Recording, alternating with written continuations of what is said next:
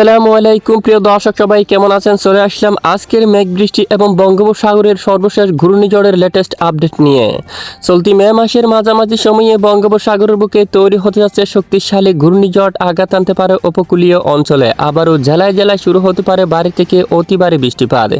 আজকের মধ্যে বাংলার বিভিন্ন জেলার উপর শুরু হতে পারে কালবৈশাখী ঝড় এবং প্রচণ্ড আকারে ভারী বৃষ্টিপাত। প্রিয় দর্শক, এই ঘূর্ণিঝড়টি কতটা শক্তিশালী হবে এবং কোথায় আঘাত আনতে পারে? এই ঘূর্ণিঝড়ের ফলে দুই বাংলার কোন কোন জেলাগুলোর উপর ভারী থেকে অতি ভারী বৃষ্টিপাত হওয়ার সম্ভাবনা রয়েছে তা জানাবো। জানতে হলে ভিডিওটি না টেনে শেষ পর্যন্ত দেখবেন। ভালো লাগলে লাইক করে চ্যানেলটি সাবস্ক্রাইব করে পাশের বেল বাটনে ক্লিক করে রাখবেন। আর ভিডিওটি আপনি কোন জেলা থেকে লাইভ দেখছেন অবশ্যই কমেন্ট করে জানিয়ে দিবেন। প্রিয় দর্শক, আবহাওয়ার জিএফএস আমেরিকান মডেল একটি শক্তিশালী ঘূর্ণিঝড় দেখাচ্ছে বঙ্গোপসাগরে। মূলত চলতি মে মাসের মাঝামাঝি সময়ে এই শক্তিশালী ঘূর্ণিঝড়টি ধীরে ধীরে উত্তর পশ্চিম দিকে অগ্রসর হয়ে বিশেষ করে পশ্চিমবঙ্গ বা বাংলার দিকে আগাতে দেখা যাচ্ছে।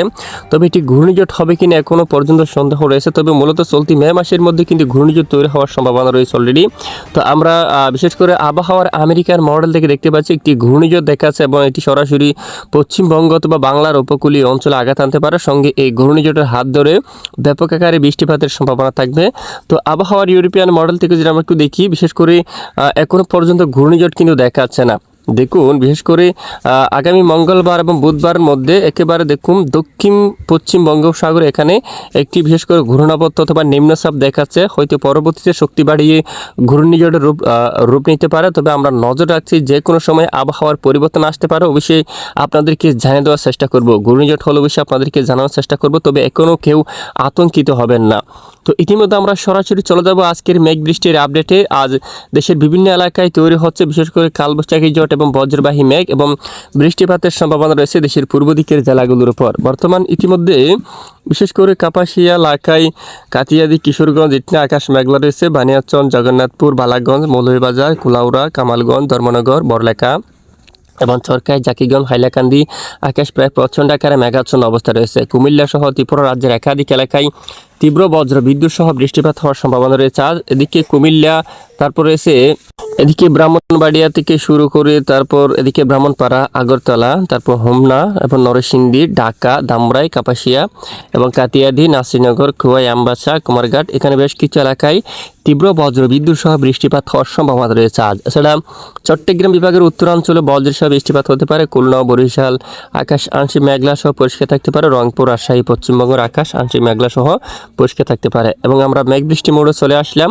তো আজ বিশেষ করে 4 মে সোমবার নাগাদ দেখতে পাচ্ছি আগামী 24 ঘন্টায় দেশের বিভিন্ন এলাকায় আকাশ আংশিক মেঘলা থাকতে পারে। সঙ্গে ঢাকা, খুলনা, বরিশাল, চট্টগ্রাম, রাজশাহী, রংপুর, ময়মনসিংহ, সিলেট বিভাগ সহ দেশের কিছু কিছু এলাকায় ক্ষুদ্র ক্ষুদ্র বিক্ষিপ্ত মেঘ তৈরি হয়ে বজ্রের সহ বৃষ্টিপাত হওয়ার সম্ভাবনা থাকবে। তবে একটানা ভারী বর্ষণ হওয়ার মতো সম্ভাবনা নেই। এরপরে মঙ্গলবার 5 মে নাগাদ বিশেষ করে খুলনা বিভাগের উপরও বজ্রের সহ বৃষ্টিপাত হতে পারে।